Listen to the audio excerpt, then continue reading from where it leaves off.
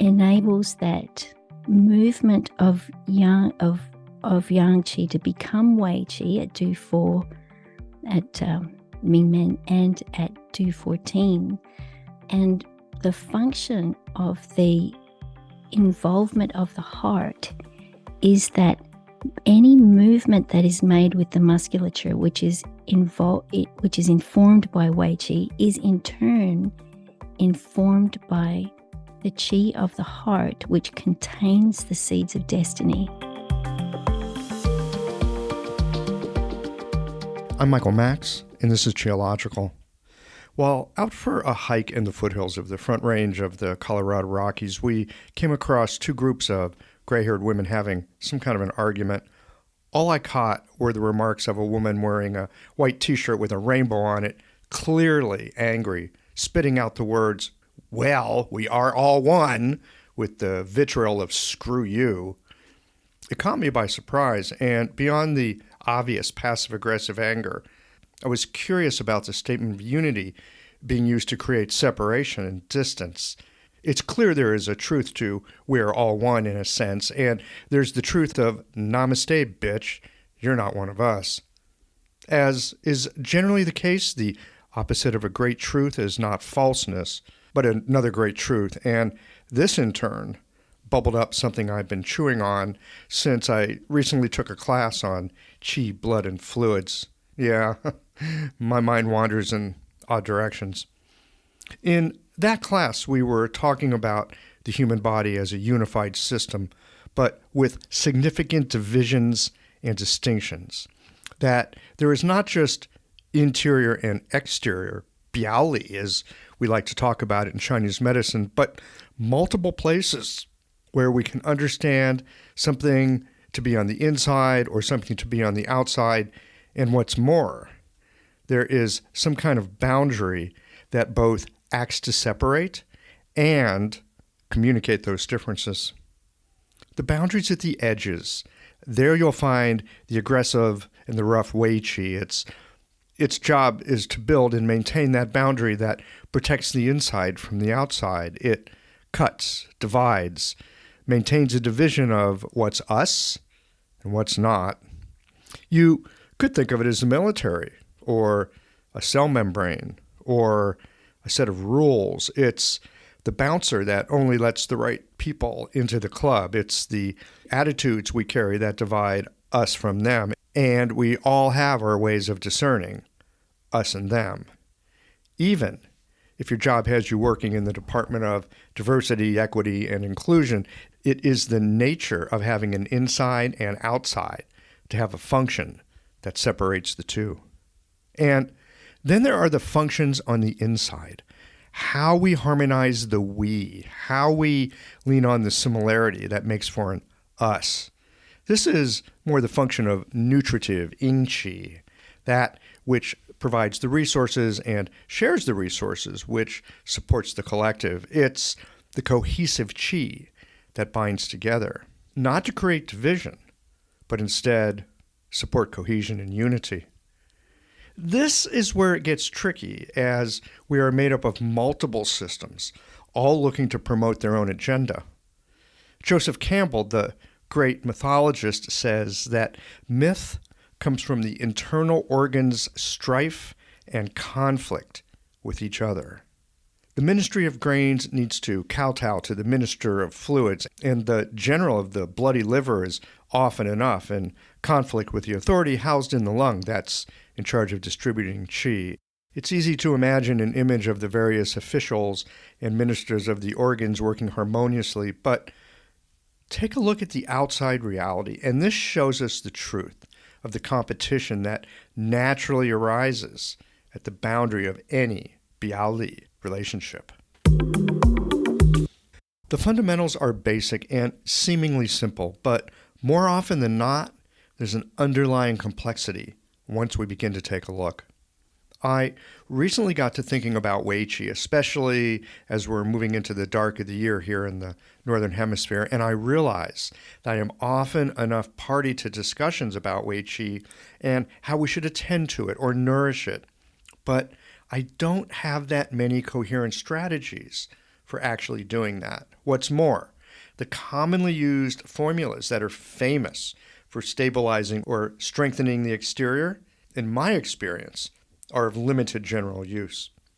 In this conversation with Ann Cecil-Sterman, Laurie Ayers, and Mr. Zhongxian, we bring together the perspectives of an acupuncturist, an herbalist, and a qigong practitioner. The intention here is to see how experienced clinicians from these three disciplines within East Asian medicine consider the Wei Qi and its use in clinical work. These conversations come to you through the generous support of our sponsors and members. Blue Poppy, your new one-stop shop, has speedy shipping options on everything that you need for your clinic. It's Women's Health Month at Mayway Herbs. Check out their new website for learning resources on helping women with herbal medicine. Are you a creature of habit? How about making a change that helps your patients and the planet with AccuFast needles? And later in the show, raising your fees doesn't have to be a difficult process.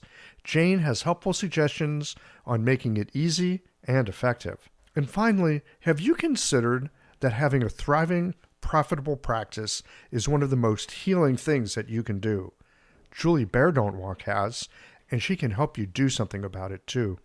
Do be sure to visit the sponsors page on the Qiological website to take advantage of all the special offers our terrific sponsors have for listeners of the podcast. Picture this.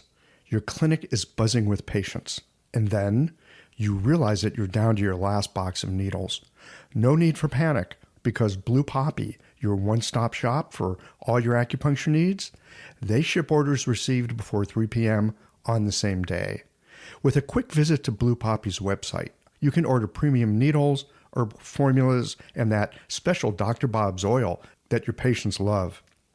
Blue Poppy understands practitioners can't keep patients waiting. That's why they strive to get you what you need when you need it. From high-quality Chinese herbs and formulations to acupuncture supplies and clinical essentials, Blue Poppy has served practitioners for nearly 40 years with products that meet the highest of standards. Discover everything Blue Poppy has to offer by visiting www.bluepoppy.com, and don't forget to subscribe to their mailing list for exclusive offers and more. Hi folks, I'm Yvonne Lau, president of Mayway Herbs. May is Women's Health Month, and as a women-owned and women-run business, we especially love how Chinese medicine can support wellness through every stage of a woman's life. So in this month's newsletter and podcast, we're covering topics like PMS, pregnancy, menopause, and osteoporosis. We'll share expert insights and effective treatment strategies you can put to good use in your clinic. Our Plumflower brand line includes herbal tea pills, tablets, extract granules, and organic herbs, all of which you can find on Mayway.com. And where you can also find articles, videos, and other resources to support your practice. Since 1969, Mayway has been a trusted source for high-quality herbal products.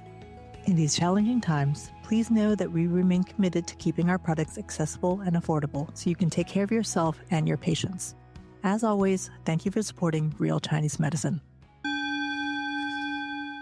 Daily habits and routines feel comforting, familiar, easy, automatic. That's the power of repetition. You've worked out the kinks and can do it with your eyes closed. But what if you shook things up? What if you ditched the old routine and tried something new? Hi, I'm John Sten. I've practiced acupuncture for over 30 years, and together with my wife Kelly, we created the world's first eco-friendly acupuncture needle. The AccuFast earth-friendly needle system cuts your packaging waste by 60 to 90%, depending upon your needle type, speeds up your needling, gives you more control, and best of all, while you're healing patients, we plant a tree for every 2 boxes your clinic uses. Thousands of acupuncturists have already made the switch. In just the last year, they've helped plant over 16,000 trees. Since we started, that number has grown to over 50,000. So break the routine. Be the change. Visit AccuFastNeedles.com. Your patients and the planet will thank you. Listen into this discussion of Wei Qi, its source, cultivation, and connections with the yang, zheng, fluids, and heart. Let's get into it.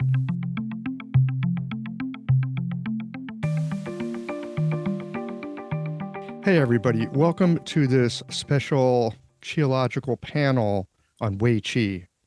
You know, we learned in school that the Wei Qi, it's a fierce Qi. It's rough, it's coarse, it flows on the outside of the channels, and it's protective of the exterior, that it functions properly and best, actually, when it's connected to the Ying Qi. And, you know, there's formulas that we have like Yu Ping Fang San that are said to strengthen the exterior. But as any herbalist will tell you, it's a certain kind of damp person that works for, right? Yin deficient people, you want to be careful with that. And my experience in our medicine is that often we have these little sayings about how things work, but often enough we're lacking in the specifics.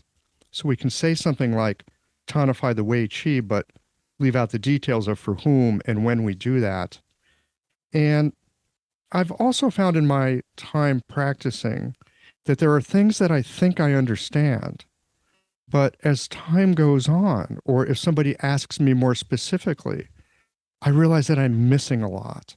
This is something that I don't understand. And I was having a conversation the other day with a friend about Wei Qi, and it was one of those gobsmacked moments of, oh my God, I actually don't understand this very well. And I would like to know it better. And I feel extremely fortunate that I've got this podcast because I can reach out to so many people and say, hey, I'd love to chat with you a bit about Wei Qi. And so today I am so delighted to bring you Ann Cecil-Sterman, Laurie Ayres, and Master Wu to have a conversation from three different perspectives: the perspectives of acupuncture with Ann, herbalism with Laurie, and with Master Wu to talk about it from the side of Qigong and cultivation.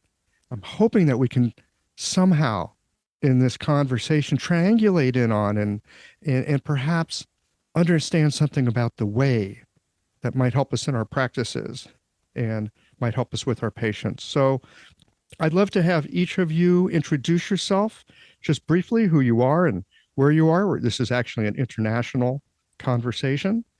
A little bit about your background and maybe a moment in your experience where you got a glimpse of the Wei Qi in a way where, you know, it kind of made you think like, oh, maybe this is what they're talking about when they're talking about Wei Qi, or, oh, I think this is a Wei Qi kind of thing. And, you know, something that illuminated your understanding. And Laurie, I'd love to start with you. Yeah, so thank you, Max. Yeah, so I'm Laurie Ayres. I'm a herbalist based in London. I practice exclusively Shanghai Lun-based herbal medicine, specifically the Tianzang lineage of herbal medicine, which is currently, the current lineage holder is my teacher, Dr. Arne Verslois, who lives in New Orleans. A bit about my background. I mean, I don't really have one.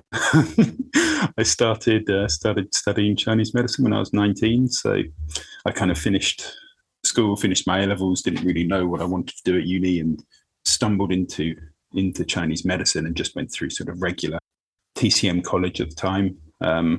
Originally wanted to just study Tweedar. That's what I was kind of interested in. But then I thought I may as well study acupuncture. And then towards the end of it, decided I'd add herbs to the mix, because in England, generally, you learn everything separately, which I think is very different to, say, the States or Australia or so on. But yeah, I thought I'd start to learn herbal medicine. And towards the end of my herbal medicine studies, I started just reading the Shanghai Lun myself, and I could kind of see there was something in there that was different to what I'd learned at regular Chinese medicine colleges. What I felt was kind of missing from there, an understanding of the mechanism of the body, which I felt was kind of, I wasn't really getting from my regular training. And at that time, I also came into contact with my teacher, Arno. And basically from that moment on, which I think was about roughly 15 years ago, I've basically just been studying pretty exclusively with him in the Tian lineage of Shanghai Lun. So as a lot of people will probably be aware, the Shanghai Lun is kind of famous for its use in externally contracted diseases. I mean, again, that's not actually what it's exclusively intended for. It was originally the Shanghai Zhabing, so the treatise on cold damage and complex disease. So it's basically a complete system of herbal medicine, which allows you to treat externally contracted disease. And again, not just cold or wind, but any one of the 6 qi. So wind, cold, dampness, dryness, heat, summer heat. And then also internally engendered complex disease. So, yeah, I mean, it's this idea of Wei Qi is something which you come into contact with a lot in the Shankan-Lun. And actually, it's something which I think very early on in my studies of the Shankan-Lun, you start to realize its importance and how it fits into the sort of greater scheme of physiology. So it's just basically a very, very important aspect of what I do, especially understanding, the guiding formulas of the Shankan-Lun, once it's known for things like Guiji Tang, especially Ma Huang Tang and so on, are very much concerned with the exterior, the maintenance of physiology of the exterior, body temperature, surface body temperature, all of which is part of the functions of Wei Qi. Yeah, so I don't know if there was a specific moment as such where the importance became clear, but just through time, just studying the Shankan-Lun, especially that perspective, starting with external contraction and diseases progressing inwards, just the importance of Wei Qi, the importance of deregulation of surface physiology becomes very, very important. Okay, great. Thank you. It's helpful. Master Wu, what about you? Me? Yeah, my name is Zhongxian Wu. I origin from China. Grew up from a fishing village. The time was a remote area of China. No electricity, no pipe water, no bike. Need to get out of the village, climb over the mountain out. The other side is Pacific Ocean. So that's the place I grew up, and I just had that interesting when I was little, just had excitement about those mystical culture and see the local shamans treat the patient, can use a needle. One of my neighbor, I have had a strong memory, like, the stomach pain, rolling on the bed, go quick, get that local shaman came, some needle sticking in a few minutes, it seems okay. Kind of like fantastic. And then sometimes your fishing village kids, not like American, we fish no bone. You go to stop by the piece, just fish meat. We grew up, the whole fish head to bone. You can give me any kind of fish, toss in my mouth, the head, I can speak out the bone clearly without the meat that we trained from when when we are little. So of course, the bones stick on the throat. So what do? Go to local shaman, some chanting, talisman. Oh, seems it works. So that's kind of interesting, the time when I was little involved, study, observe, learn, and then, kids, the herb, like when I was little, a lot of things I was sometimes in school, like, well, you just not like sit there, read the textbook. So that's what I learned a lot of herbs when I was little, like local shaman. Say, well, kids go pick up something. You just go pick up for those people. Then which patient they ask you what kind of herb you pick. You just know. That's how a lot of herbs I learned when I was even before school, before 7 years old. So that's my memory at the time. But I just had that hobby, making involved the qigong, cultivation, martial arts. Regular education was an engineer. I went to university. At the time I was lucky enough to pass exam, went to university in Xi'an. I actually left my hometown was 15. When I was 15, the time went to boarding school in the city. First time went to city, and I started to teach qigong when I was in university. Actually, it's just my hobby. I never went to Chinese medicine school, study anything about medicine. Never thought about this will be my profession. Qigong and martial arts masters, they are professional Chinese medicine doctors, all the school doctors. At what point did it go from being a hobby to being what you do? So that's the next point. So that's the part I have been like just learning Chinese medicine. And then the time I was an engineer, I was still continuing teaching Qigong. I realized help people recover quick. And the herbal medicine formula, help. I also give in China at the time. There's no such licensing. Needle acupuncture herb, I still use it here.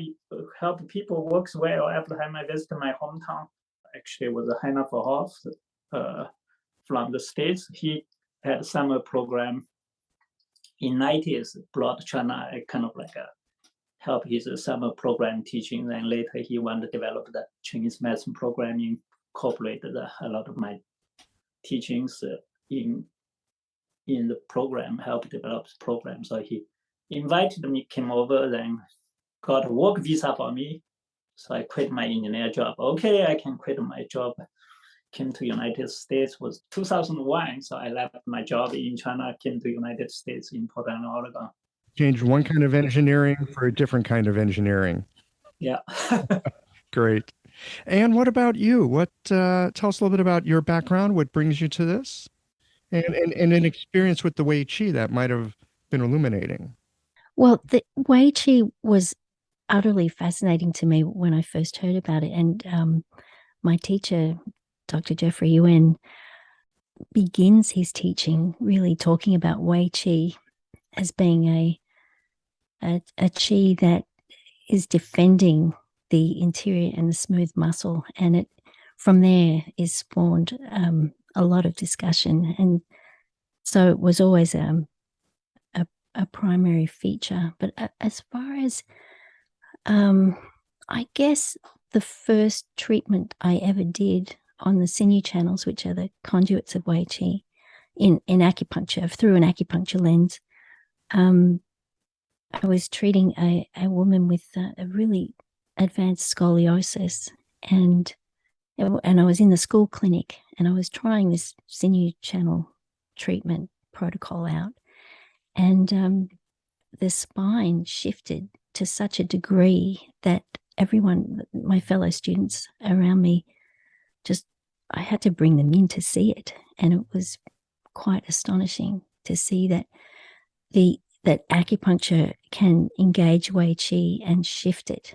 And so I guess if you're looking for an experience, it would be the first experience with it. Oh, that's quite profound. And, so often I think we think of Wei Qi as a defensive kind of Qi. It's what protects us or maybe keeps microbes or pathogens or wind or damp or whatever away. But the Wei is also about the exterior. And I heard you just talk about sinew channels and the Wei. And when I think about something like the spine, that's kind of an exterior portion of the body in a way. Well, what you're going to find in this conversation with Master Wu and Laurie is you're going to get 3 different views of Wei Qi, and all of them are valid and true, but there's no contradiction between what each of us is going to say. It's just putting it through a different lens. So Wei Qi viewed through an acupuncture lens sounds different to the listener than Wei Qi viewed through the herbal lens, or Wei Qi viewed through the Qigong Tai Chi lens. And so really what you're doing is, you're assembling a kind of very intelligently curated collection of views. Well, that's exactly the intention of our time together today, that something like Wei Qi, it's a big topic. And I don't know about you guys, and I don't know about the listeners out there, but so often I find, and I don't know if this is just me personally or if it's kind of a human trait, I like to try to find an answer and nail things down. Then I feel like I understand good luck. it. Yeah, good luck, well, Michael. exactly. Good luck with that. Because what I found is more enlivening questions or more broad points of view tend to be more helpful than nailing down a specific answer. Well, Master Wu might like to answer that, because I don't claim to be an expert in Taoism, but is not the Taoist view that there is no truth that can be nailed down? Yeah, for my experience at the time, people, after I moved to the States, I heard more students ask about Wei Qi. And when I was in China's time, seems we really don't didn't pay attention to that too much. Like I barely heard my masters talk about that part, when they work with patients at the time. And then I started also think about what's that witch about? Protecting, everyone talk about, the way. Then you look the way, it's a protect, defense, guardian. And then you look the words for the medicine itself, and even modern West medicine, the way, when we were in the school time, the study is a basic like biology part. Chinese words, the way, the usage for life called 卫生. You are dirty, get yourself. When we grew up time, there's no such thing. Wash your hands. Kids came home. We play outside, drink the water from stream, come home here hungry. What's in the cabinet? Grab something, toss in. Here's dirty hands. There's no such thing. Then later after high school, people talk about the school education. 卫生, 不卫生, no 卫生 means this way not to protect your life. This is a dirty virus will get you. You need to protect your life. You need to be clean. Here's all the antivirus systems. Now what we are doing, coronavirus always about 卫生, protect your life. And then you look. Right. 卫生 meaning hygiene, meaning cleanliness. Right. Then you look that way is actually the whole cultivation, all the traditional Taoist culture includes the I Ching or whatever, the astrology. They all talk about what's the I Ching, 生生为之意, give birth to life, protect life. That's the I Ching. It's all about life, protect. So how to protect that way? Defense, guardian. Then what's that qi? When from qigong perspective, we have the external qi, internal qi. External qi is wei qi, protect. Internal is yin qi or zhong qi, whatever, the part. Then you look at what's the differentiation. Just what you see. Sometimes I give the example, just like the people you move around. How I was in Oregon, I'm Oregonian. Moved to New York, became New Yorker. You see in person, the qi, the same qi inside is called the internal qi, outside external qi is one qi, not a two qi. Just you give the different name. So that's the part. And then how to protect is not about how to defend. That sometimes I use a martial arts part. It's not about training how to defend, guarding yourself, how to train your own skills. The internal part need to be strong. So that's the whole Chinese medicine emphasizes 正气内存，邪不可干. If you have the 正气 within your body, there's no evil could invade you. You don't need to worry about your 胃气. Your 胃气 will be strong. It's internal. So first need to build up the internal systems. External will be strong. Just like martial arts we training. You have a good skill. Doesn't matter what other people use their technique. You the same can deal with them. One is deal with everything. So that's what we choose the method is in the cultivation perspective, the qigong perspective. Build up your 正气. That's it. It doesn't matter what kind of diseases. I don't need to have the different way to defense on different diseases. Master Wu, I appreciate this perspective. So often here in the West, maybe because we're so used to the idea of an immune system and we're thinking about the outside, we think we have to protect something on the outside or we have to do something on the outside, right? When COVID first came around, everyone's talking about, well, we got to boost the immunity. Right. And I hear you talking about something, Chinese medicine idea. We don't have this in conventional Western medicine, the idea of the Zhongxian, right? That upright internal qi. It's on the inside. It's not about taking care of the outsideness. Well, it's not about only the outside. It's about what comes from the inside. And Laurie, I'm wondering, from your herbal perspective, your thoughts about the Wei and the Zheng, and are there connections that you see from your side? So I'll sort of preface this by agreeing with what Anne said, that we are all coming from different perspectives, and something which happened in Chinese medicine relatively recently in its history is that everything was kind of lumped together. So acupuncture theory, herbal theory was all kind of lumped together, which wasn't how Chinese medicine was originally intended. Acupuncture, herbal medicine were different streams, qigong as well as different streams. So we will have very different perspectives.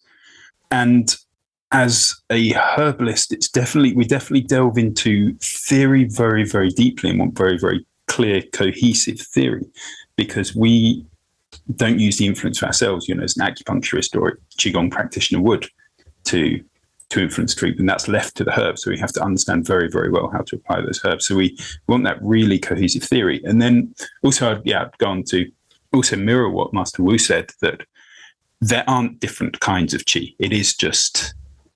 It's qi fulfilling different functions. So the way we would kind of understand Wei Qi, and as you said, the kind of relationship between Wei Qi and Zheng Qi. Best way, I think, to approach this, first thing is from a classical perspective, we're not looking at external pathogens affecting the body. That's a very modern view. We're looking at the external climate having an influence on the body. So when you talk about cold, wind, or so on, these are the 6 atmospheric qi. They're not physical pathogens as such. It's just the makeup of the climate. And when it is too much for your body to adapt to, that's when you start to become sick. And even at that point, for example, cold doesn't enter the body. Cold deregulates your surface body function. And then from that, any pathological cascade which happens is only your body's function deregulating and unable to regain function. So we're not looking at things entering the body from a classical perspective. We're just looking at the maintenance of body function. And from that perspective, we would see Wei Qi, or defensive Qi, protective, whatever you want to call it. We would basically see it as the warmth that emanates from the blood. And this comes down to, the idea in, is it Ling Shu 18, when it talks about, Tai Yang is concerned with protecting the exterior or controlling the exterior, tie in with controlling the interior. And then it talks about protective being built from the lower, because that's part of the Tai Yang conformation. The Tai Yang conformation is the most Yang conformation. It's when the body's able to manifest the most Yang at its surface. And that's what it means when it said that Tai Yang opens. It's the biggest opening of Yang, the biggest manifestation of Yang in the body at the surface. It's also said that Tai Yang is rich in blood. So what that means is Tai Yang, proper functional Tai Yang, is the circulation of abundant warm blood below the surface. And the warmth which radiates from that blood is basically then your protective. And that's why I said protective circulates outside the vessels, because it is the warmth which radiates from the blood and then is trapped in the body hairs around your surface. So then that's why, it says also that wind damages protective, because what happens when you get a wind strike is that wind hits your surface and disperses that layer of warm air. So you've basically blown away the warm air around your surface. Then your body has to attempt to rewarm the surface by creating a fever, by pumping more warm blood to the surface. And that's basically what a fever is. It's the body's response to any damage to surface body temperature. And then it's an attempt to shift warm blood to the surface to then actually rectify that body temperature. So when we talk about, coming back to your question about the relationship between, say, Zheng Qi and Wei Qi, for a start, I never really use the term Zheng Qi. It's just not something I kind of use. We'd just basically see it as Yang. We'd see that as your body's Yang.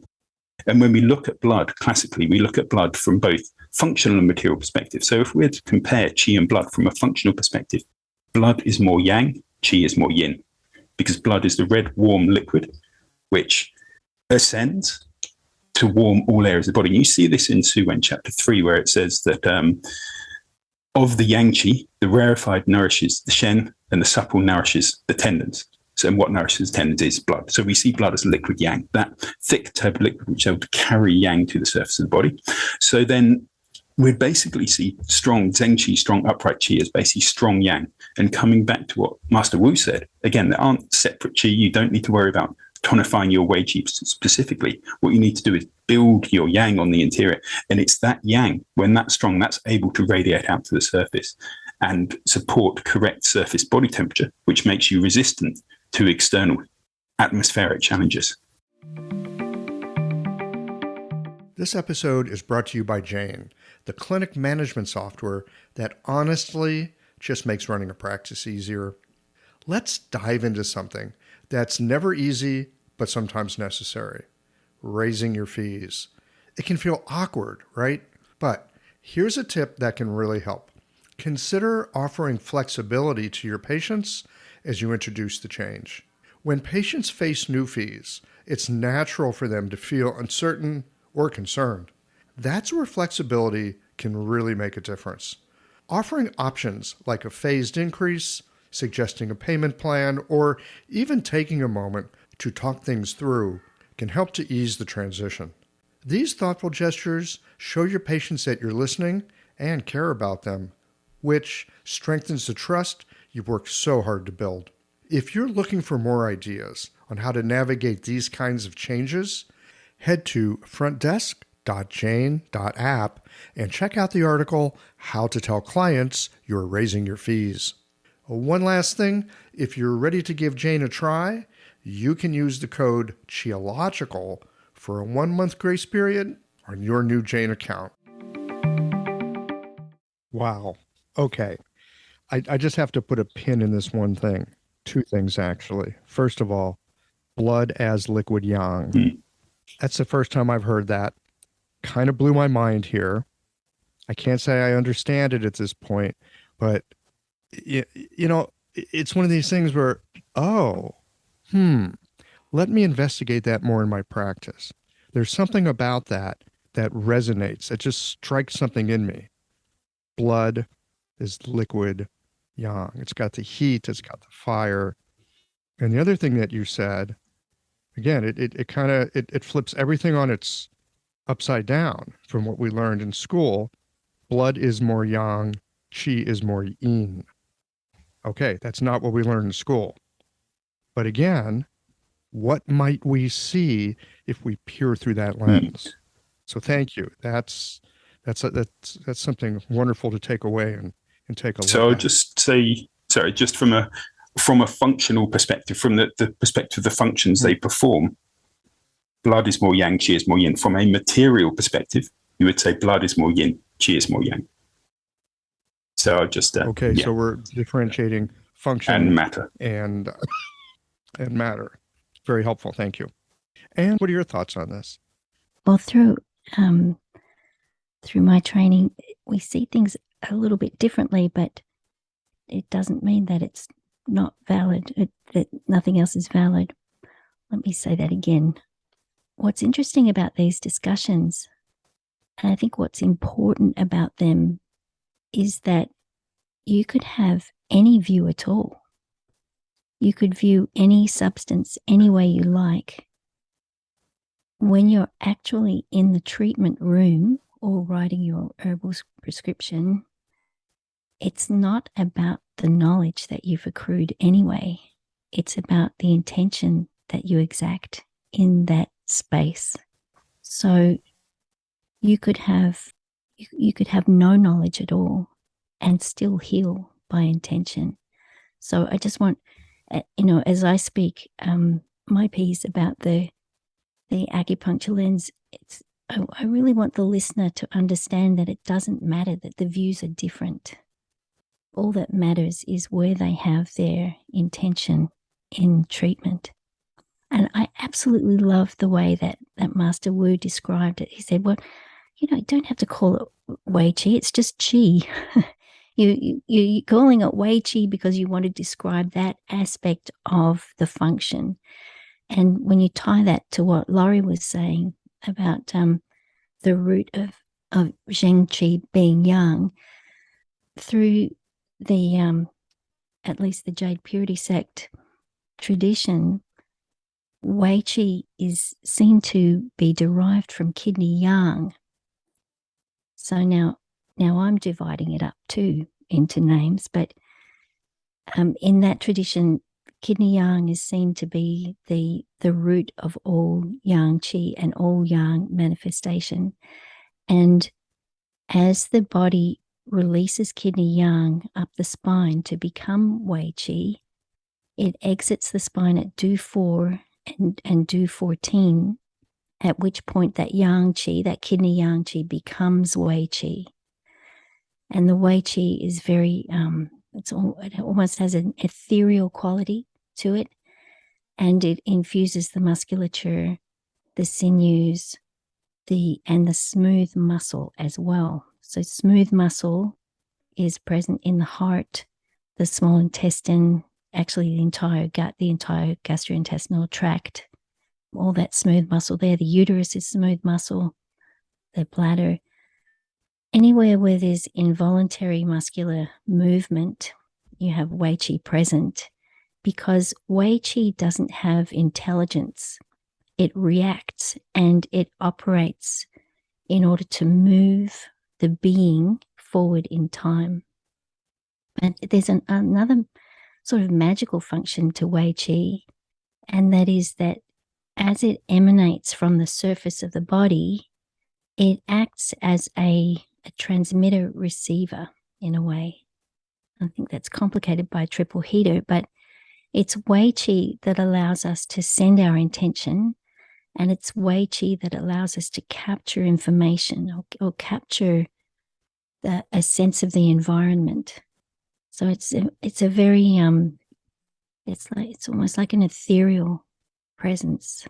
I had a guest on the podcast a while back who talked about the Wei Qi as a kind of sensing organ, way out at the periphery, like an early warning sensing system. Senses before your skin senses. Right, and it's connected to kidney yang for that reason that if there's something, like as Laurie was saying, sense the environment and say we are in a cold environment and we sense it coming, we sense the storm coming, we sense the cold front coming, whatever it is, and we intuit without even thinking, we know that we should move inside or move to shelter. And it's that kidney yang, the origin of Wei Qi, that enables that movement to happen. So Wei Qi senses, and then its feedback to its origin, Yang Qi, creates the impetus to move away from that perceived danger. But I keep on going back to what Master Wu was saying about it all being one Qi, and that's the ultimate truth, that we're beings in a world in a seamless sense. We are beings in a world in a seamless state at a particular level, at a particular perspective. So often, the people that come to see us in our clinic are bringing in one part that's having some difficulties. And for me as a practitioner, maybe I just need to do more Qigong and see the unity in things. But for me as a practitioner, I'm often looking at, okay, what is this part that is having trouble, and how's it connected to everything else? In fact, how's it connected to the resources that can heal it? And so I think there's something to being able to name the parts and at the same time have a sense of that unity. Yes, and that being able to name the parts enables your thinking mind to construct a treatment that makes sense. Yes. That's the purpose of that the human mind can wrap itself around a diagnosis and construct a treatment. But behind that, the being that is the practitioner is really just communicating to the being that is the patient that all is well. Okay, so this gets into an interesting area, especially because so often for our patients, all is not well. And often for us as practitioners, all is not well.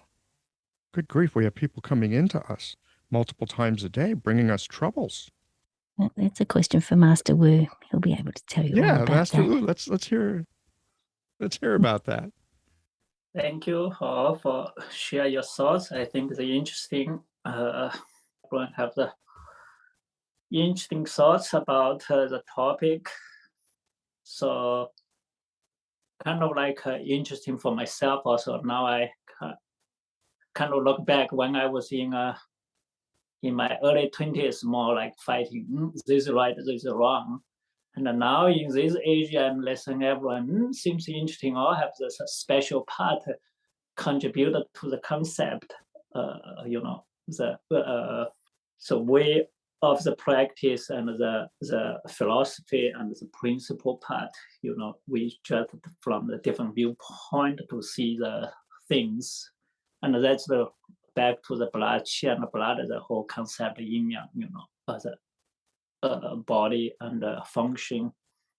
Kind of interesting, like from the I Ching prediction perspective, the one famous line I often cited, 阴阳顺逆，反复变迁，虚妄强分明，虚一理而贯之。means 阴阳顺逆，阴阳顺 go this way or go reverse way, so always change, back force. 反复 means back force, endless. Create countless of phenomena and objects. So 万象, 10,000 of phenomena. But you understand one principle, 虚一理而贯之. You understand that one doesn't matter of what's that yin and yang, what's that phenomenon out there.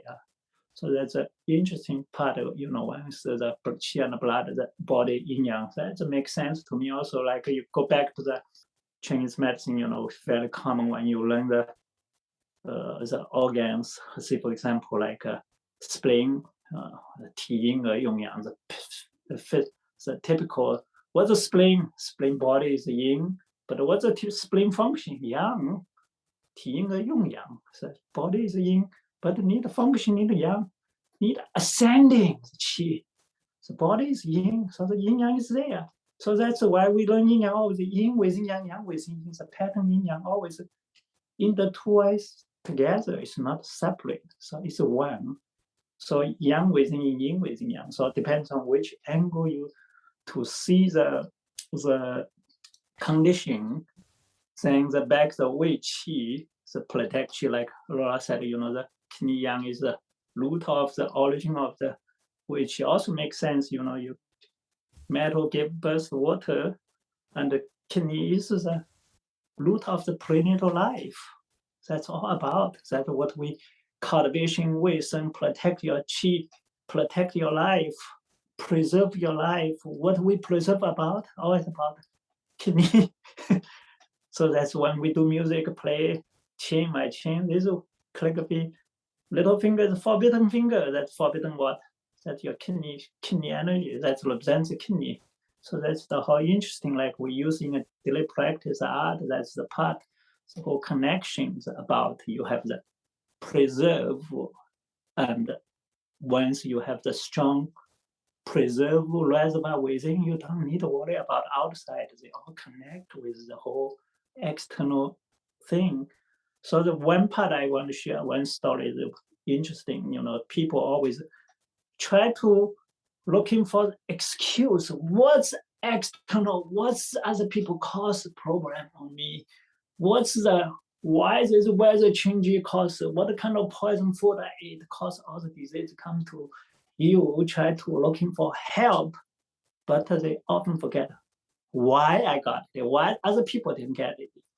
And the whole, when I was little, I remember the countryside, my brother 2 years older than me. In school, I was always every week fever, cough, and my memory very strong. Few years, sinus always there, always can't breathe well. I thought maybe that's how everyone like this. Hard to breathe in, my nose always blocked, and always every week, like fever, few days, getting better. And my brother, same bed, same food, same school. He never ever get fever, never ever get cold. And winter time, my hometown, cold winter, we didn't have heat, and freezing cold. He will like just wear t-shirt, winter right out, snow play. I would know it. Several layers, and I will get sick. He would never get sick. I remember he first time get sick was when he was 14 years old. I told him how to swallow the pill. He just couldn't swallow it. Whole life never taken pill. That's my strong memory. And that's why. Because he said just have that strong build up, born with that lucky body. I just born with that unlucky body. And I saw my cultivation change. Now my body much better than him because I built up my Zheng Qi, but he tried to consume his prenatal life, the kidney Qi, and I'm built up more. So that's different, the way you can deal with it. And that's the same thing with the coronavirus thing. We always scared out. In Sweden, like you just had. If I tell what's going on life in Sweden, a lot of people maybe way out of your imagination. Like since coronavirus, I never wear mask because they don't have the request. Public place, I go to shopping all the time, bus, Tunabona, and we don't worry about it. Like my daughter's school, okay, here's teacher, yeah, we have the one coronavirus stage, just watching your kids. If we have any sickness, don't send them in.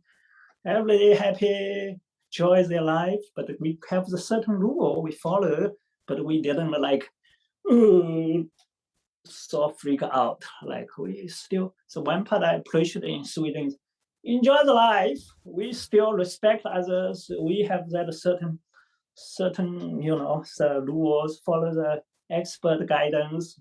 We don't go crazy, but we don't need to freak out. Like, think about it, the coronavirus, just one of those viruses in human history. How many similar coronaviruses have been going on through thousands of years? How human beings deal with it?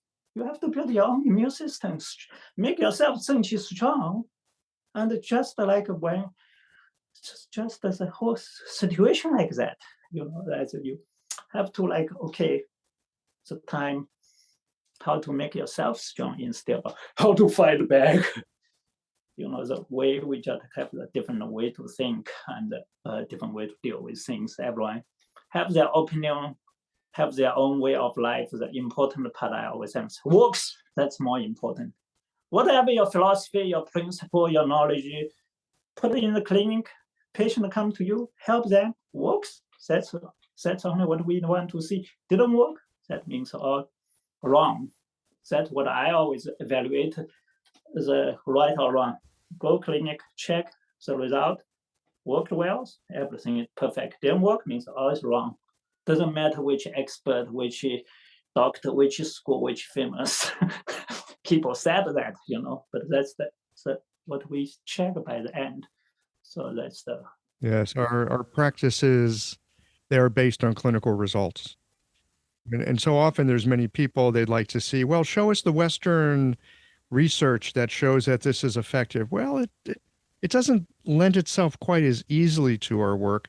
Every patient is an N of one study, and the clinical results, they give us clear feedback. If we are treating in a clear, coherent fashion, we'll get clear feedback. Laurie, I'm wondering from the herbal side, your thoughts on the cultivation of the interior as a way of strengthening the exterior, as a way of having the body be anti-pathogenic, so to speak. Now, I know there, like I mentioned earlier in the conversation, formulas like Ping Fang San, which many of us learn early on in schooling, that it's good for the Wei Qi. But I know I had a very, very adverse reaction to taking that myself, being somewhat yin deficient.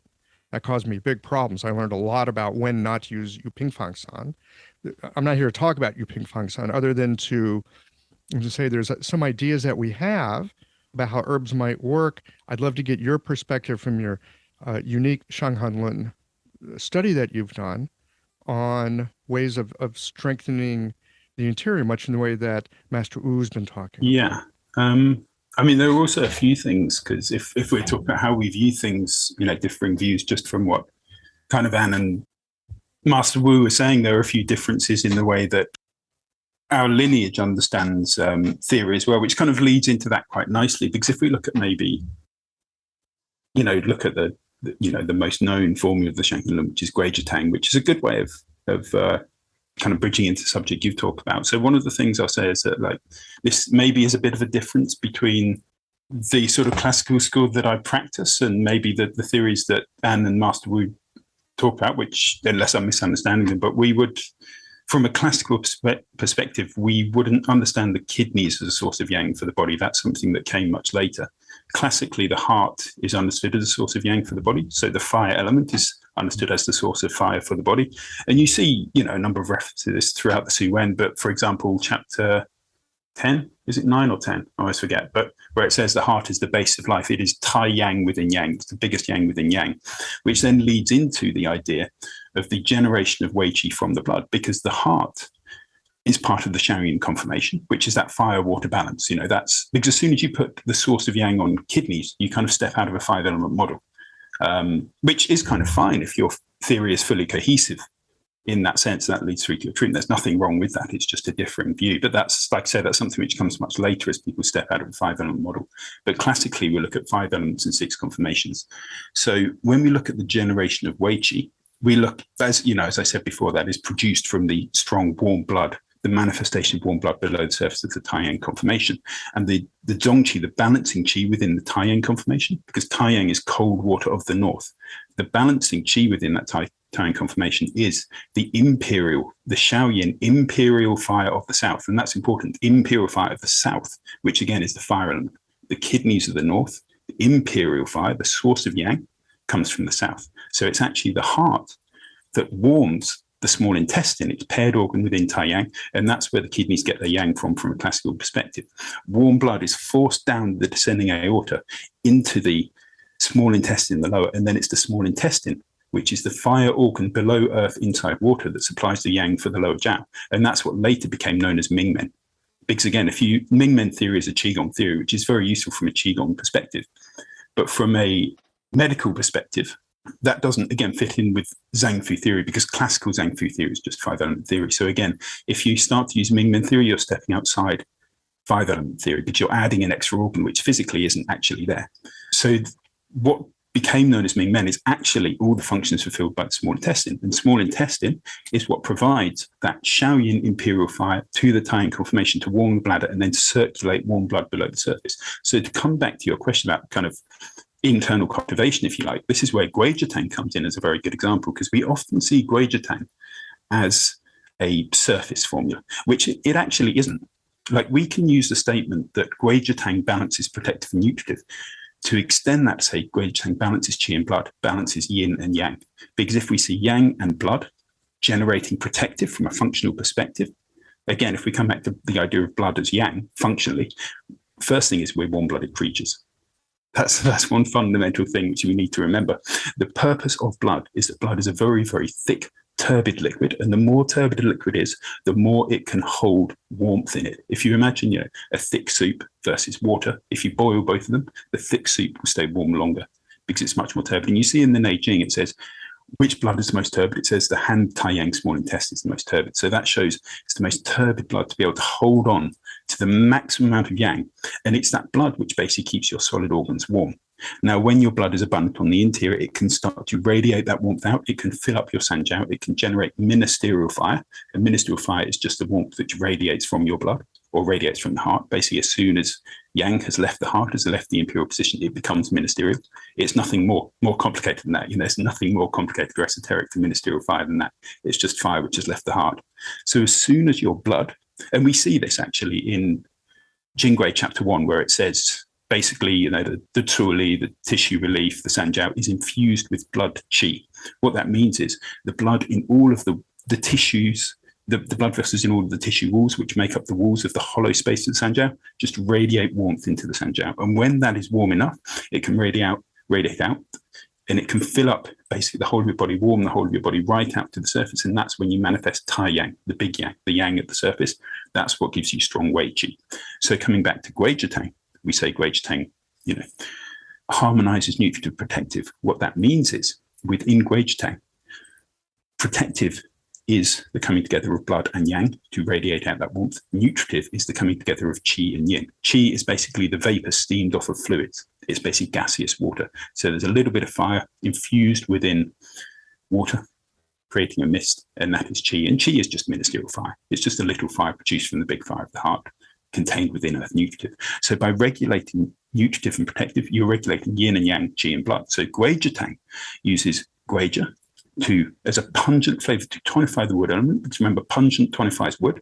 It tonifies wood to fan strong heart fire on top, to produce a strong heartbeat, to force warm blood down to the small intestine, to then warm the Taiyang bladder, to circulate that blood beneath the surface. And that's why Ling Shu, 18, I think, says protective is built at the lower.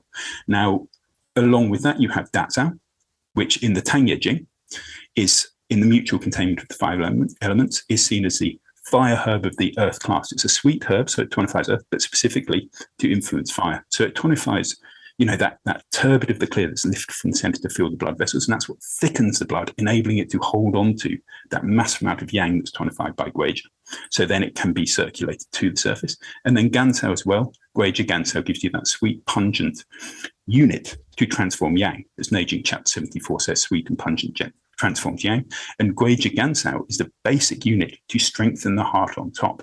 That's the basic unit around which all of the Shanghai Lun is built. So that's building the yang and blood aspects of the body. And then you would see the Shengjiang Baishao, which builds the nutritive aspects of the body. So Shengjiang Baishao, often people talk about the Guizhi Baishao pair and Guizhi Tangs being the important one. It's not, it's the Shengjiang Baishao, which is important for promoting sweating, and then Guizhi Gansao, which is important for promoting yang.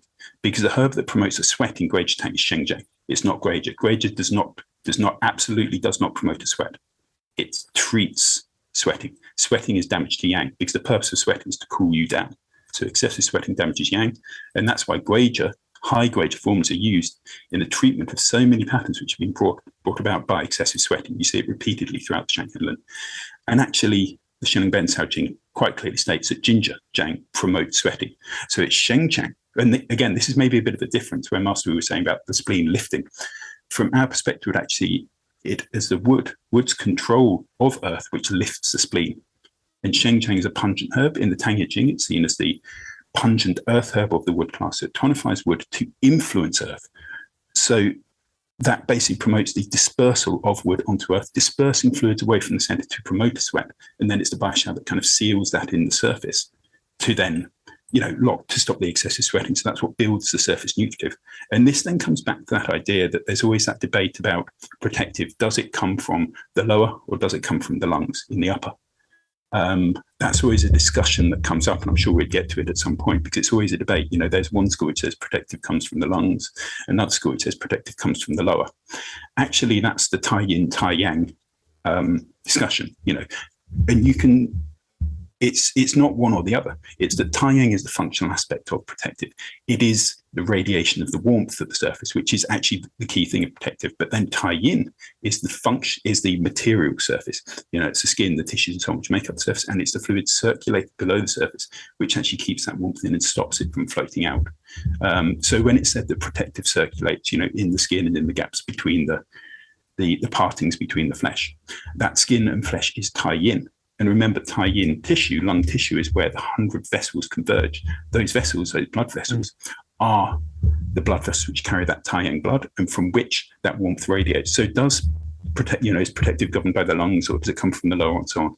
Well, the warmth of the protective comes from the lower because it's built from the Tai Yang bladder.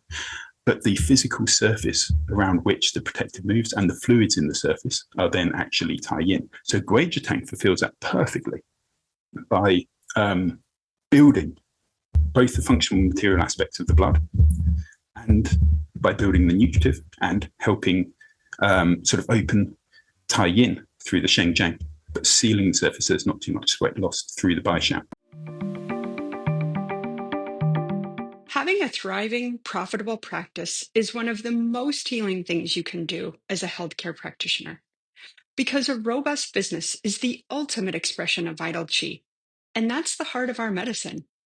I'm Julie Bairdontlock, and I help practitioners grow nourishing, profitable, authentic businesses that embody the generative cycle of Chinese medicine.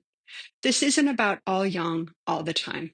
It's about expanding your own internal capacity, growing collaborative relationships with your patients for ethical patient retention, and marketing as an extension of this medicine, not a necessary evil. You already know that everything is connected in your patients' lives and bodies. The same is true for your business. When we align your systems, your schedule, your pricing, and your offerings with you, we create flow, which means more spaciousness, more impact, and more joy. When you are in the flow, fully resourced in terms of chi, time, and money, your business becomes a source of healing, not just for your patients, but for you. Let's grow something rooted, radiant, and real. Visit lifeflowconsulting.com to learn more. I'm going to stick a pin in this for just a moment because holy smokes, we just got a master class in Guizhi. This is, I've often thought about it as this like gentle harmonizing formula. And what I'm sitting with here right now is this is a powerful way of tonifying the yang through the heart, which then goes down through the small intestine to warm the kidney, the imperial fire of the kidney, through the Mingmen. Well, the small intestine is Mingmen. Mingmen with small intestine is like a pet project I've had for years. We should probably come back for another conversation because I could go on about that, or I'd love to go on about that at another time. But I just want to take a moment here to recognize the power of something. First formula of the Shanghan Lun. There's more pages devoted to Guizhi than to anything else. And here it is, this phenomenal formula that can help do with herbs what Master Wu was talking about with Qigong. And Anne, I'd like to get your thoughts on all this as well. Well, first, I want to be absolutely clear. When I say kidneys, I'm just making it convenient for the listener.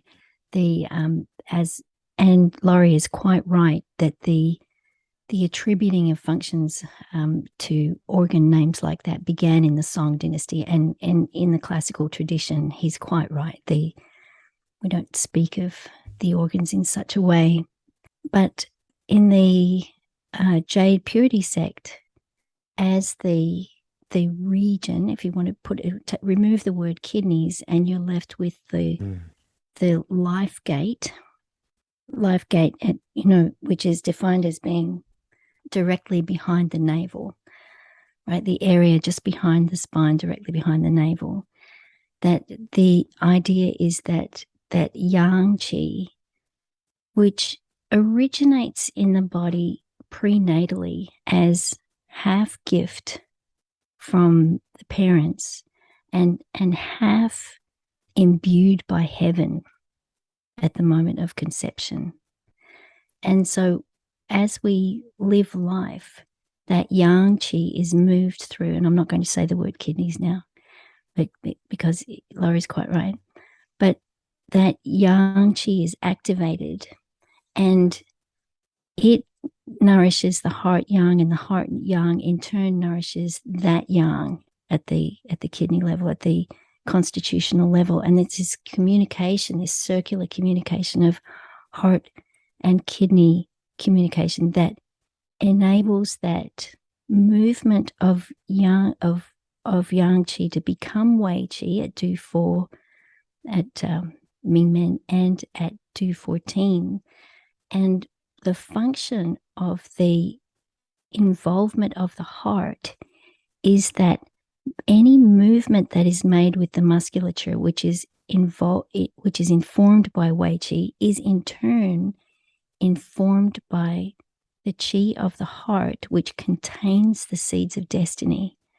So if you leaned over right now and you picked up your coffee cup, I hope you're not drinking coffee. Let's say you're drinking, I'm drinking tea myself, but let's say, so you set your sight on the cup and you move your hand and you pick up that cup and you bring it toward you.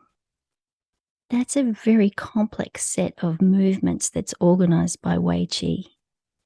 And every intention that you have, which is heart-centered, all intention is heart-centered unless it's interfered with by the mind. Every movement that you make is guided by that. And the idea of the Shanghan Lung, from my perspective, is that 70% of that book is based on on the treatment of the Taiyang condition, which, as I learned it, is the resistance to change. So you're being guided to move in a certain way, and the mind says, the human mind says, no, you can't do that. And that interferes with the sinews, and it interferes with the Taiyang sinew, because the mind is trying to defend against destiny. So we're being guided to do something, the mind interferes with it, and that causes tension in the musculature. So Wei Qi becomes congested as it tries to override that control of the mind. And that's where the injuries set in. Injuries are viewed in ancient medicine as being indicators of resistance to change when we can't identify that there was an actual injury. I'm interested in what Master Wu has to say about this. I think from my observation through my kind of like a teaching, I can work with a lot of Chinese medicine practitioner students. One part, I think, just my personal observation, opinion, a lot of people study classical Chinese medicine. So one part I think is a big program part. No distinguish between organ and meridians, especially with Shanghai people. 6 confirmation is about the meridian systems. Just like what's the that energy same as the cosmology, the change. I do seasonal cosmology prediction, weather change, same as our body, the whole transformation. Not equal to organ. So kidney not equal to kidney meridian not equal to kidney organ. But a lot of those classical practitioners nowadays equal. Meridian equal to organ. Meridian equal to organ, the bigger problem, I see that. So that's why I emphasize it. Doesn't matter which classical formula, how you use it in the clinic, works or not. That's what I always emphasize. If it didn't work, means you're wrong. I, through my own self, through my friends in China, in the States, or people use it, if you use it right, should be works very quick. See, for example, high fever, you go to see regular doctor, take a pill, whatever, take several days, fever come down. If you use a formula right, I see a lot of kids overnight recovered. So high fever. If you use the formula, whatever, doesn't matter how classical you are, the formula didn't work, means you're wrong. That's what I see the standards, because I came from the time I studied with my master Chinese medicine doctor, my friends, a lot of my Chinese medicine friends practice, and how I see the result. And some part is, the same like the symptom could be totally different. Just like Michael said, Ping San for him didn't work. Program. So every individual is different. So need like look at what's the reality. So the fire part, what I see is not only Qigong perspective, Chinese medicine, classical Chinese medicine perspective, the basic principle use 2 trigram, kan li, water fire, kan water, li fire. 康离相交，水火气机 康 and 离 need to cooperate together. The hard fire, where is the true hard fire? Where's hard fire from? In the kidney. So in the convert that young line in the middle part, that's the rooted here, the root is here. So the water and the fire need to work together. So the time in China, I have been studying, never been through school, but I have been studying with my masters, read a lot of classics in Chinese. I don't read the English book. People ask me English version, any recommendation? No, I never read classics in English. I always back to the Chinese The whole principle is about the how to work this fire together, and that's the important part.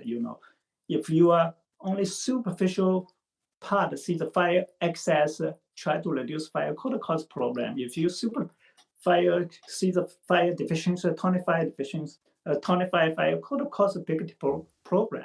So in clinical part, you need to really careful what kind of condition, how you work with it. That's very important. That's what I want to give audience friends.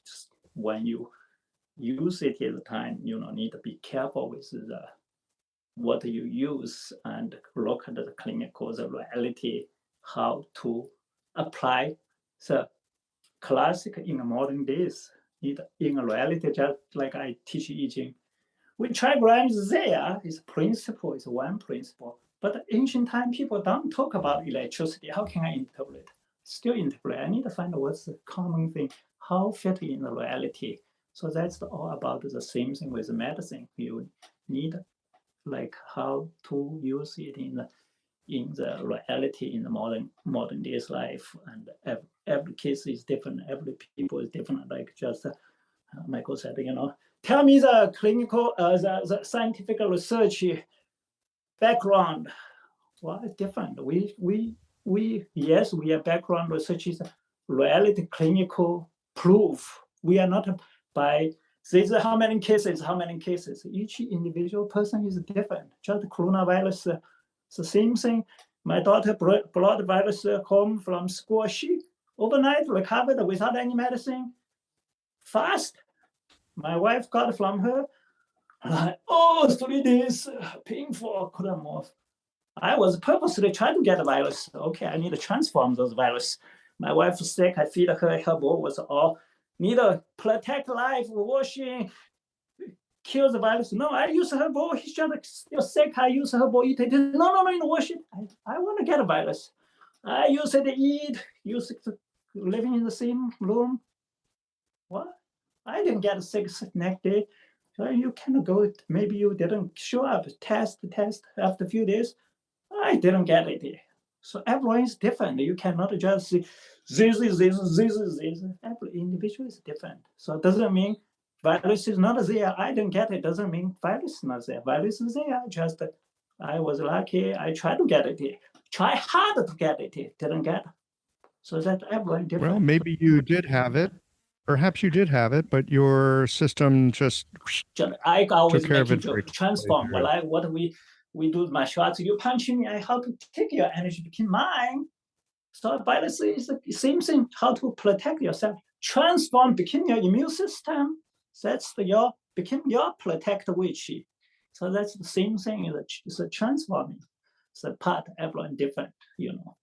So I did a test to try again after all the crazy thing test. No, I didn't carry any virus. Okay, I don't bring the virus go to other people. I went outside. I was testing first to make sure I don't carry, no symptom carry could cause a problem to others. We also follow the Swedish rule, response to others, make sure you don't carry, walk around. So again, I am struck. This is something I've loved about East Asian medicine since I began to study it. And this conversation today and so many conversations I've had, this theme keeps coming through that we are all individual, we are all different. Whatever we're doing with our patients is unique to them. And yet I have a Western mind. Many of us have Western minds.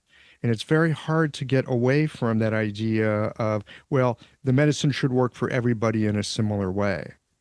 Our medicine is the exact opposite of that, in that we're looking at very unique situations, very unique people, environments, strengths, weaknesses.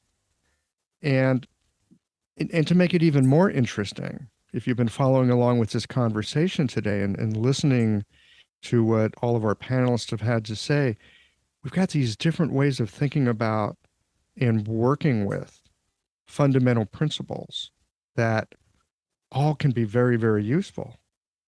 Well, when you're talking about Wei Qi and individualized diagnoses in acupuncture, the sinew channels, the conduits of Wei Qi, are they must be diagnosed in a very individual way. For example, if a person has difficulty extending, so if they have difficulty rising to a sitting position or stretching their arms out or stretching their head back, we say that the wind cold is trapped in the Tai-yang sinews.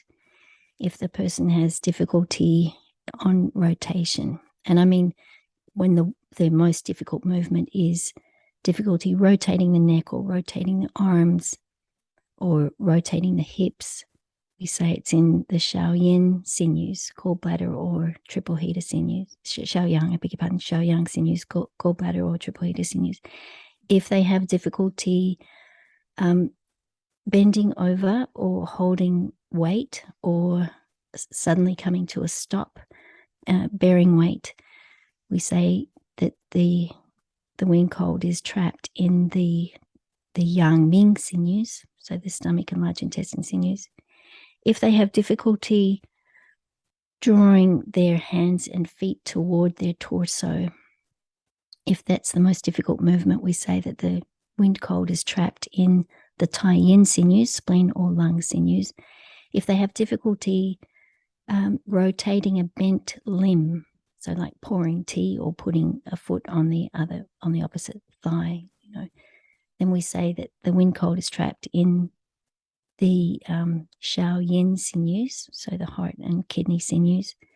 And if the person is utterly paralyzed or they have pain all over the body, we say it is trapped in the Zhuayin sinews, the liver sinew and the pericardium sinew.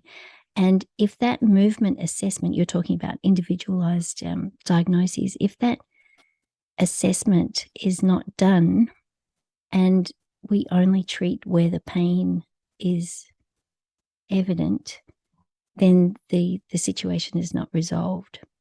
So Wei Qi can be trapped anywhere in an individual and manifest. The injury may manifest in a different location.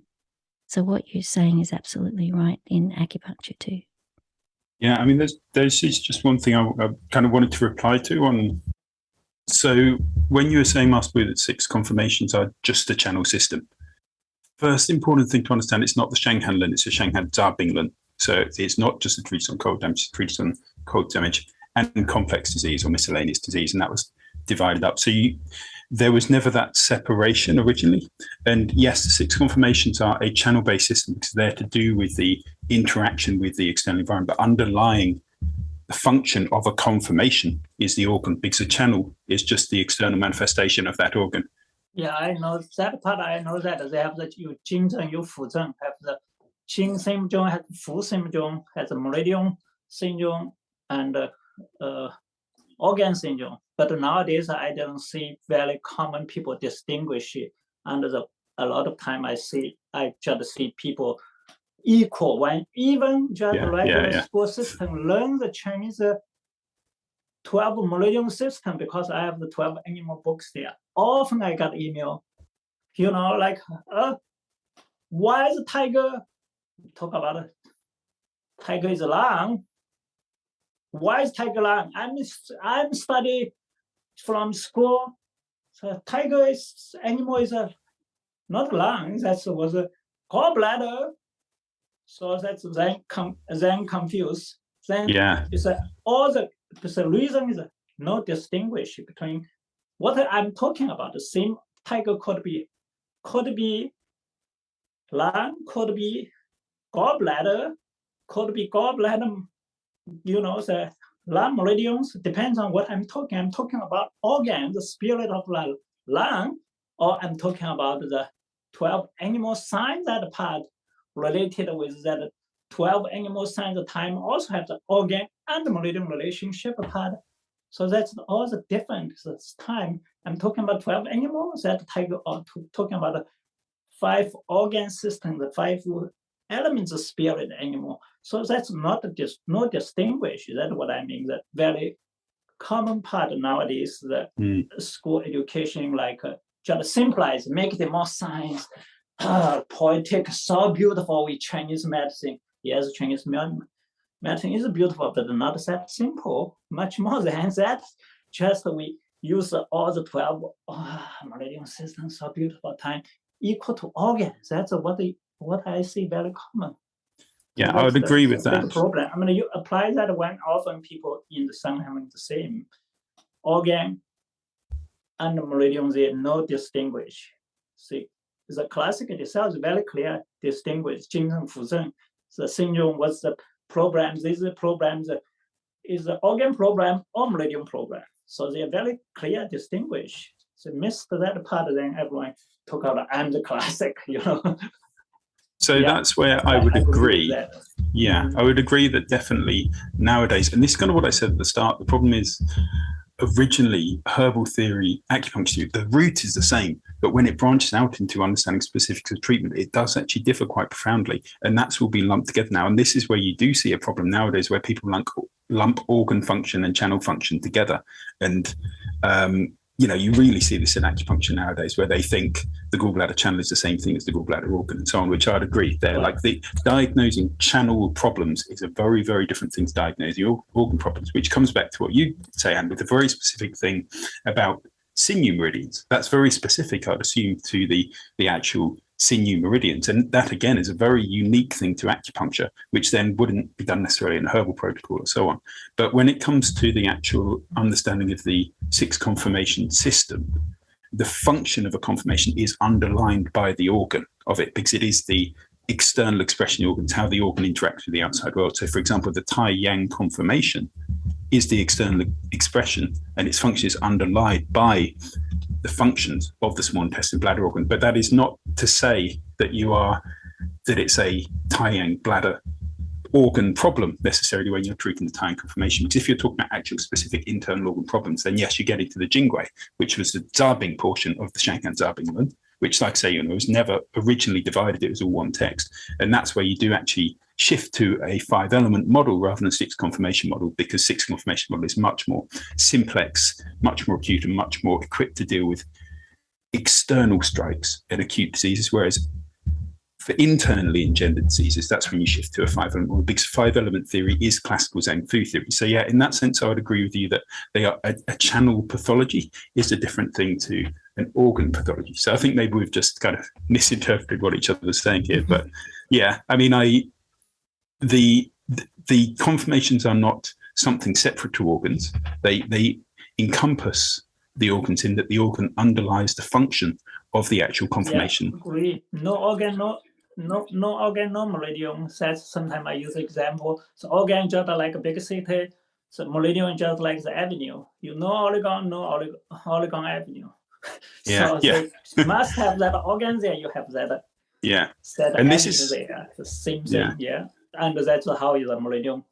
Of course, that's how it affects the whole, like modern days, I use a transport system, internet system. You can affect the whole city, now affect the whole globe.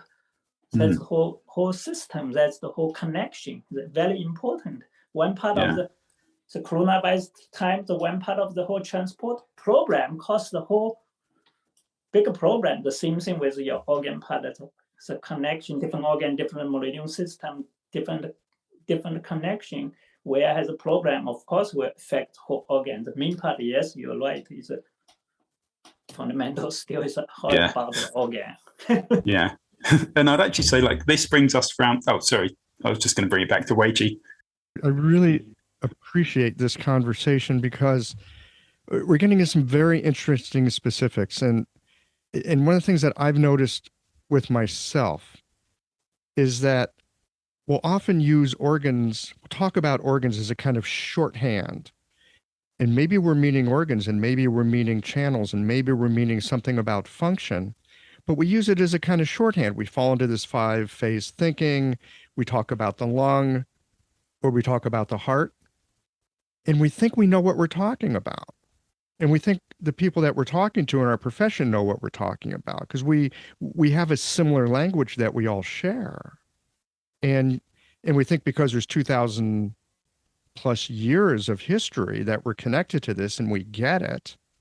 And yet there's all this incredible nuance that can go on as well. It's so easy, speaking for myself, to think that I understand something, but I'm really only getting a piece of it. And I'm not necessarily understanding some of the deeper nuances. And so I'm deeply grateful to all of you today for this conversation, because it really has me questioning some of what I've thought. And beyond that, I've got some new ways of thinking about Wei Qi. We're getting to a point where we need to start winding this down. Although it'd be great to go for another 6 hours or so, but with time limits and everything, that's a little bit difficult. Can I just interject one little thing, talking about organ function and channel function. And if you wind back the clock into the Shang dynasty, so we're talking about between 10,000 years ago and like 8,000 years ago, in that period of time, there were no channels acknowledged. The channels didn't have any points, but not only did they not have any points, they were ethereal emanations from the organs. And shamanic treatment, was about casting intention over those emanations from the organs and relieving them of their blockages. So one of the functions of my organization is to try to unravel the overthinking and bring acupuncture back. And what we're working toward ultimately is to bring acupuncture back to pre-channel and to conduct healing in that state where the intellect doesn't engage in the tangled thinking that creates a blockage between the intention of the practitioner and the activation of the treatment. Yeah, that's a good idea. That's what I call this is back to the internet world at the time, spiritual world. Now we are internet world, the spiritual world, physical matter, but we are the medicine is the reverse way. Ancient times in the spiritual internet world, later developed to a acupuncture meridian systems. That what I see, that's the industrial revolution time, build a highway path, and more down back to the now the most practice back to physical level, back to all the prehistoric times move. Human evolution is goes this way, but acupuncture medicine seems to go the other way around. That's sometimes I talk. Yeah, I think that's a good idea. Yeah. Back to that prehistoric time, back to the spiritual level of practice. Yes, we have to get back there, because the overthinking, it just creates a lot of noise in the room. Laurie, any closing thoughts on your part? Yeah, no, it's just been very, very interesting just to see how, again, I think it's a very good selection to look at, acupuncturist, qigong practitioner, and herbalist, because people who do them as in their sort of purest form, like almost like a pure acupuncturist who practices acupuncture as acupuncturists in working on the channel system, rather than the modern kind of TCM-based acupuncture where, you think sticking a needle in gallbladder 34 is treating the gallbladder organ or something, rather than doing that kind of thing. It's somebody who actually practices acupuncture, understanding how you're working with the physical structure of the body, and also the same with the Qigong practitioner, because we're all coming at it from very, very different angles. So I think it's been very, very interesting also looking at how we approach different ways in which we approach theory and understanding of theory and so on. And it's, just working with those three different strands of Chinese medicine has been a very, very interesting kind of collection of ideas about how we address this topic. Great, thank you. Anne or Master Wu, any final thoughts on your part before we say goodbye for today? I want to leave the last word to Master Wu, but so I'll interject now again. And there are a couple of things that weren't covered, and one is the nourishment of Wei Qi. So in our tradition, we understand Wei Qi to be derived from stomach fluids, or if I remove the word stomach, fluids in the middle jiao. And that those fluids are divided into pure and impure and turbid and thick fluids and, various classes of fluids. And so when people have problems with Wei Qi, meaning they have stiffness or they have some kind of contraction or some kind of illness that's not being resolved, it's very important that the person become properly hydrated with food-based fluids. In other words, wet foods, soups and stews and congee. Very, very important. And I think that discussion wouldn't be complete without a mention of that. Food-based fluids. Yes. No, I get it. So often we hear people talk about, I'm using air quotes here, hydration here in the West, and that means drinking some inordinate amount of water.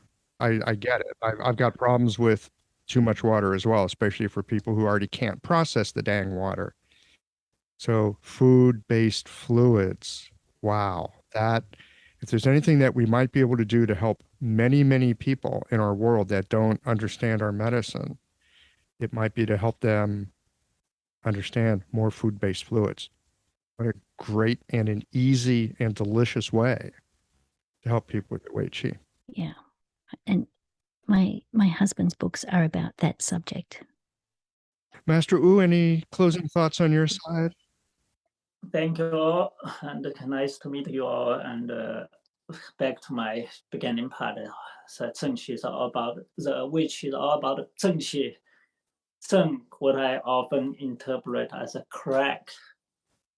Upright also means correct, not wrong. Qigong is Zheng Sheng, it's Qi Zheng. Once you apply the posture, your Qi is Zheng. You Zheng Qi, then you all great, protect. And that is correct, not just a posture.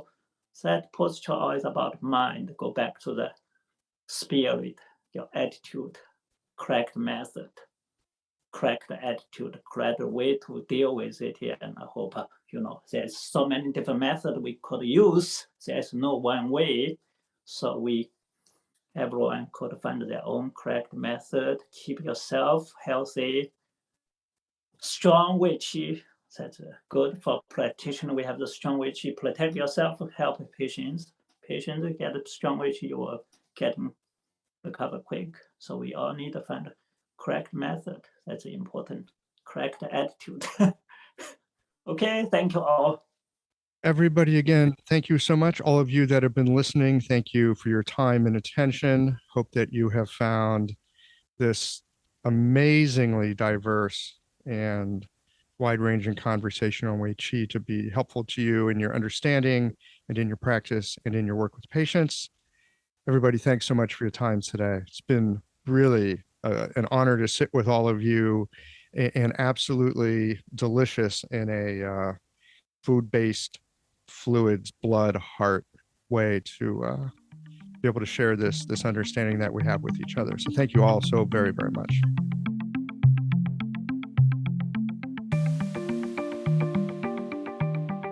There is so much in this discussion today. For me, the essential role of the yang qi and the fluids, coarse fluids at that, along with the distinctions between function and form, and the wider perspectives on the use of guizhitang, not just to harmonize the yin and the wei, but to generate yang in fluid. It's all given me a lot to think about.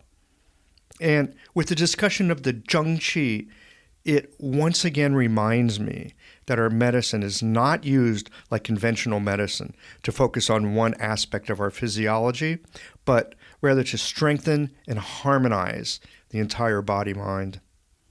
I'm so appreciative to the guests on today's panel, and I hope that you have found this discussion to bring some new light to your thoughts about Wei Qi. Well, here we are at the end of this episode. If you've listened up to this point, you're either a rabid fan of Qiological or the forward button on your podcast player stopped working. If you are indeed a fan of the podcast, you can help us to bring new episodes to our community of practitioners by supporting us with a membership or a one-time contribution.